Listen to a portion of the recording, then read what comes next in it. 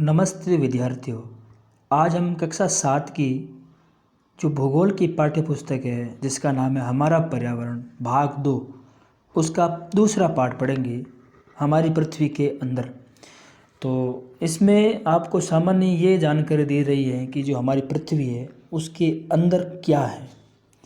तो आप जानते हैं कि आज से हज़ारों साल पहले हमारी जो पृथ्वी है धीरे धीरे मैग्मा और इस प्रकार से द्रवित लावा का जो विशाल गर्म ग्रह के रूप में था और उसे करोड़ों वर्ष लगे ठंडा होते हुए। लेकिन कभी हमारे दिमाग में आता है कि आखिर इस पृथ्वी के आंतरिक भाग में ऐसा क्या है। तो दक्षिण अफ्रीका के कुछ लोगों ने 4 किलोमीटर तक एक खान थी, उस खान को खोदा, ठीक है, और तेल की खोज में इंजीनियर 6 किलोमीटर तक भी उसकी खुदाई कर चुके थे। वो मकसद क्या था कि अंदर तक खोद कर देखना कि आखिर क्या है।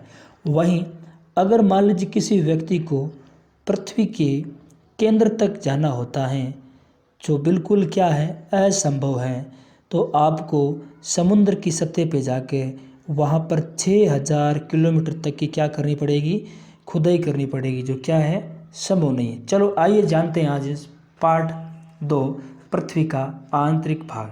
पृथ्वी का आंतरिक भाग एक चित्र के माध्यम से आप देख सकते हैं किस प्रकार से जो पृथ्वी है, पृथ्वी अलग अलग भागों में बनी हुई है। देखो पृथ्वी का जो ऊपरी भाग है वो पर्पटी के नाम से कहलाता है। ये जो इधर वाला भाग है वो पर्पटी के नाम से जाना जाता है। पर्पटी के इधर वाला जो भाग है ये है स्थल मंडल, और स्थल मंडल के नीचे जो येलो रंग का दिख रहा है आपको वो मेंटल है, और मेंटल भी क्रोड, मेंटल, सीमा, बाह्य क्रोड के नाम से अलग अलग क्षेत्रों में बंटा हुआ है। तो हमने ये जो पृथ्वी का आंतरिक भाग है उसके बारे में एक चित्र के माध्यम से देखा था। अब हम इस पार्ट को ध्यानपूर्वक पढ़ते हैं और इसमें क्या दे रखा है उसको समझते हैं। तो पृथ्वी एक प्याज की तरह, पृथ्वी भी क्या है एक दूसरे में संकेंद्रित है। यानी जिस प्रकार से प्याज होता है एक दूसरे से इस प्रकार से छिलका है उसको निकालते रहते हैं, अंदर से अंदर कोई निकलता है, उसी प्रकार से प्याज रूपी परतों से पृथ्वी बनी हुई है। तो पृथ्वी की सतह की सबसे जो ऊपरी परत है उसको हम पर्पटी कहते हैं। तो आपने पर्पटी को यहाँ पर देख लिया इसको, ठीक है। ये क्या होती है, ये सबसे पतली होती है, ठीक है। यह महाद्वीपीय सहंति में 35 किलोमीटर एवं समुद्री सतह में केवल 5 किलोमीटर तक ही है। क्या, पृथ्वी की जो पर्पटी है वो। महाद्वीपीय सहंति मुख्य रूप से सिलिका एवं एल्यूमिना से बनी होती है। ये जो महाद्वीपीय के अंदर होती है उसमें सिलिका और एल्यूमिना जैसे धातु पाए जाने के कारण इसको हम सामान्य सियाल के नाम से भी जानते हैं, क्योंकि सिलिका का आगे लिया सी और एल्यूमिना का क्या लिया एल। तो आपको मान लीजिए कोई पूछे सियाल किसे कैसे कहते हैं तो आप बता सकते हैं सियाल के अंदर सी का है, तो सी को हम यहाँ पर सिलिका के नाम से जानते हैं तथा एल को हम यहाँ पर एल्यूमिना के नाम से जानते हैं, ठीक है। तो यहाँ पर ये इस प्रकार से हमने एक नया नाम जाना, सिलिका एल्यूमिनियम से सियाल, ठीक है। अब देखो तो ये महासागरों की प्रॉपर्टी है। इसकी मुख्य विशेषता क्या होती है, सिलिका एवं मैग्नीशियम की ये बनी होती है, इसीलिए इसे सीमे भी कहते हैं। ध्यान देना, महासागर की जो प्रॉपर्टी होती है वो मुख्यतः सिलिका एवं मैग्नीशियम से बनी होती है। महासागरों की जो प्रॉपर्टी है वो किससे बनी होती है, सिलिका और मैग्नीशियम से बनी होती है। तो सिलिका का हमने क्या लिया सी और मैग्नीशियम का लिया में, तो इसका शॉर्टकट क्या नाम है, सीमे है। तो हमने पहला नाम दिया सियाल, दूसरा नाम लिया सीमे। इस प्रकार से हमने 2 नाम आज जाने। ये देख लीजिए महाद्वीपीय प्रॉपर्टी एवं महासागरीय प्रॉपर्टी। तो महाद्वीपीय प्रॉपर्टी है वो इस प्रकार से यहाँ पर फैली हुई है। तो महाद्वीपीय प्रॉपर्टी को हम किस नाम से जानते हैं, सियाल नाम से। सियाल यानी सिलिका और एल्यूमिना। अब महासागरीय जो प्रॉपर्टी है उस महासागरीय प्रॉपर्टी को हम किस नाम से जानते हैं, सिलिका और मैग्नीशियम। तो इसको क्या बोलते हैं, सीमे बोलते हैं। मुझे लगता है आप सभी को समझ में आ गया। अब देखो प्रॉपर्टी की ठीक नीचे मेंटल होता है। क्या होता है, मेंटल होता है, जो 2900 किलोमीटर की गहराई तक क्या है फैला होता है। और इसकी सबसे आंतरिक जो परत होती है उसको हम क्या बोलते हैं, क्रोड बोलते हैं। क्या बोलते हैं, क्रोड बोलते हैं। तो अब हम ये देखेंगे ये जो क्रोड है वो किससे मिलकर बनी होती है। देखो 2900 किलोमीटर की गहराई तक फैला होती है और ये सबसे आंतरिक परत क्रोड है ना। तो मान लीजिए इसकी त्रिज्या अगर बात करें तो इसकी त्रिज्या कम से कम 3500 किलोमीटर है। कितनी है, 3500 किलोमीटर, ठीक है। और ये मुख्य निकल एवं लोहे की बनी होती है। किसकी बनी होती है, निकल एवं लोहे। इसीलिए निकल का नी और लोहे को अपनी एक शुद्ध रूप में इसकी जो भाषा है वो फेरस है, तो इसका फे नी फे से हमने इस क्या नाम दे दिया, निफे। तो हमने इसका एक नाम नया दे दिया, निफे। तो सियाल, सीमा और निफे, इस प्रकार से हमने 3 प्रकार की जो पृथ्वी की आंतरिक संरचना है जिसमें से हमें 3 नाम, 3 शब्दावली हमें समझने को मिली। ठीक है, तो इस प्रकार से ये मुख्य निकल और लोहे की बनी होती है जिसे निफे कहते हैं, और केंद्रीय कोर का तापमान एवं दाब भी काफ़ी उच्च होता है। अच्छा, आप जानते हैं कि पृथ्वी के आयतन का केवल 1% हिस्सा ही परपट्टी का है, 84% तो मेटल और 15% हिस्सा क्रोड का है, और पृथ्वी की त्रिज्या कितनी है, 6371 किलोमीटर है। अब हम जानेंगे सेल और खनिज, कौन कौन से सेल और कौन कौन से खनिज हमारे पृथ्वी के अंदर पाए जाते हैं। पृथ्वी की प्रॉपर्टी अनेक प्रकार के सेलों से बनी है। पृथ्वी की प्रॉपर्टी बनाने वाले खनिज पदार्थों के किसी भी प्राकृतिक पिंड को सेल कहते हैं। सेल विभिन्न रंग, आकार एवं गठन के भी हो सकते हैं। सामान्य सेलों को 3 भागों में बांटा गया। कितने भागों में बांटा गया?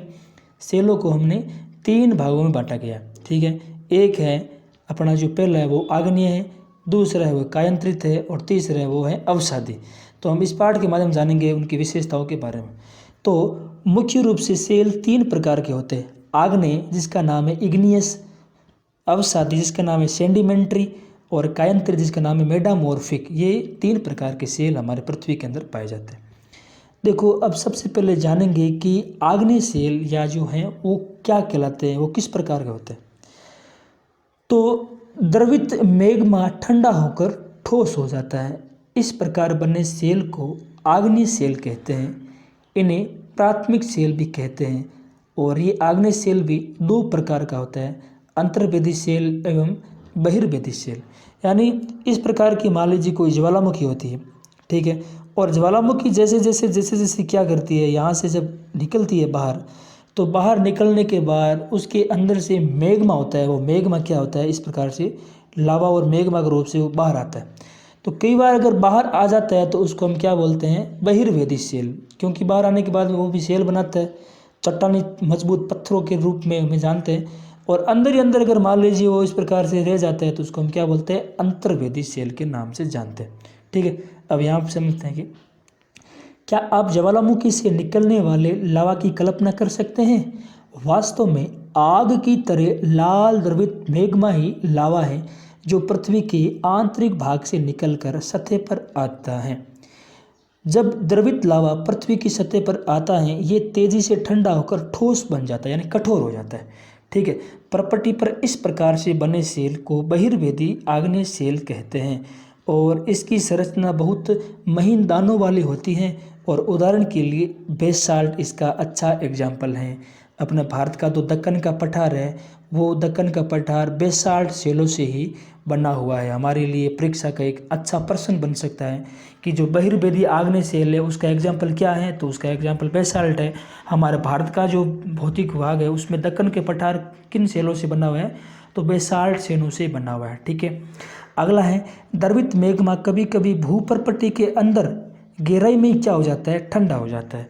इस प्रकार बने ठोस सेलों को अंतर्वेदी आग्नेय सेल कहते हैं, और धीरे धीरे ठंडा होने के कारण ये बड़े दानों के रूप में ले लेता है, और हम उसको किस नाम से जानते हैं, ग्रेनाइट उसको जानते हैं।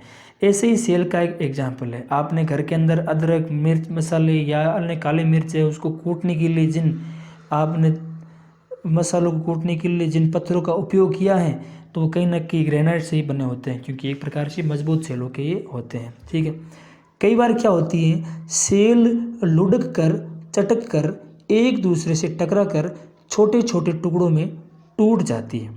इन छोटे कणों को अवसाद कहते हैं। ठीक है, ये अवसाद हवा, जल आदि के द्वारा एक स्थान से दूसरे स्थान पर पहुंचाकर जमा कर दिए जाते हैं, और ये अदृढ़ अवसाद दबकर एवं कठोर सेल की परत बनाते हैं। इस प्रकार की सेलों को अवसादी सेल कहते हैं। यानी इस प्रकार से मान लीजिए कोई एक टुकड़ा है, उसके ऊपर ये फिर आ गया, उसके नीचे ये फिर आ गया, इसके नीचे ये फिर आ गया, इसका ये वाला पूरा दब जाता है, और उसके जब बाहर दाब पड़ता है तो इस प्रकार से ये अवसादी के रूप से जाना जाता है। ठीक है, उदाहरण के लिए बलुआ पत्थर रेत के दानों से बनता है। इन सेलों में पौधे, जानवरों एवं अन्य सूक्ष्म जीवाणुओं की जो कभी इन सेलों पर रहे होंगे के जीवाश्म विख्या मिल जाते हैं और जिनसे ये अवसाद बन जाते हैं। तो आग्नेय एवं अवसादी सेल उच्च ताप एवं दाब के कारण कायांतरित सेलों में परिवर्तन हो सकते हैं। ये हमारे तीसरे सेल जिसके बारे में बात करते हैं, कायांतरित सेल। ठीक है, तो उदाहरण के लिए चिकनी मिट्टी स्लेट में एवं चूना पत्थर संगमरमर में परिवर्तित हो जाता है। ठीक है, अब हम बात करेंगे कि ये सेल हमारे लिए क्या उपयोग की हैं। तो सेल हमारे लिए बहुत उपयोगी है। कठोर सेलों का उपयोग सड़क, घर एवं इमारत बनाने के लिए किया जाता है। आप पत्थरों का उपयोग कई खेलों में करते हैं।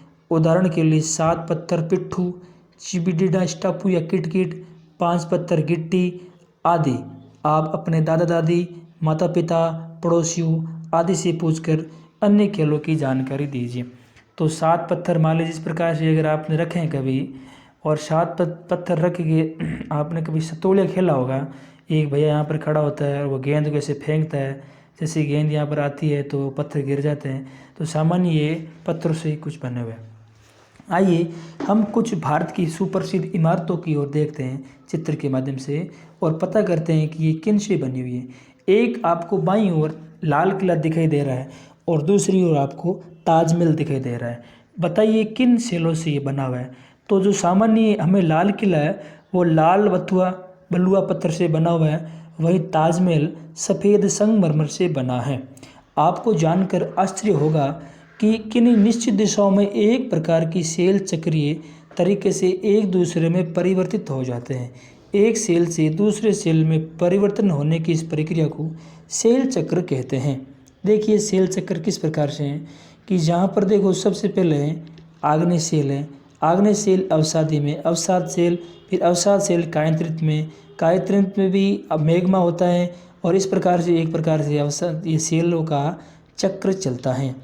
आप जानते हैं कि द्रवित मैग्मा ठंडा होकर ठोस आग्नेय सेल बना जाता है। ये आग्नेय सेल छोटे छोटे टुकड़ों में टूटकर एक स्थान से दूसरे स्थान पर स्थानांतरित होकर अवसादी सेल का निर्माण करते हैं। ताप एवं दाब के कारण ये आग्नेय एवं अवसादी सेल कायांतरित सेल में बदल जाते हैं। अत्यधिक ताप एवं दाब के कारण कायांतरित सेल पुनः पिघलकर द्रवित मैग्मा बन जाती हैं। यही द्रवित मैग्मा पुनः ठंडा होकर आग्नेय सेल में परिवर्तित हो जाती है। इस प्रकार से वापस अगर चित्र को देखें तो यहाँ पर ये जो चित्र हैं, आप इस चित्र को ध्यान से देखेंगे तो आपको पता चलेगा। मैं थोड़ा जूम कर देता हूँ ताकि आपको अच्छी तरीके से दिखाई दे रहा है। ये देखो चित्र है। तो सामान्य इस चित्र के अंदर क्या दिखाई दे रहा है कि यहाँ पर ये क्या है कि ये आग्नेय के छोटे छोटे टुकड़े में टूटकर एक स्थान से दूसरे स्थान पर स्थानांतरित होकर अवसादी सेलों का निर्माण करते हैं और ताप और जब इन पर दाब लगता है तो आग्नेय एवं अवसादी सेल कायांतरित सेल में बदल जाती हैं और कायांतरित सेल पुनः मैग्मा बदलकर आग्नेय सेल में परिवर्तित हो जाती हैं और इस प्रकार से हमें ये सेल चक्र के नाम से इसको हम जानते हैं। ठीक है, अब देखो आगे है कि सेल विभिन्न खनिजों से बनी होती है। सामान्य सी बात है, खनिज प्राकृतिक रूप से मिलते हैं, ये भी आपने पढ़ रखा है, जिसका एक निश्चित भौतिक गुणधर्म और निश्चित रासायनिक मिश्रण भी होता है, ये भी आपने 8वीं में पढ़ा होगा।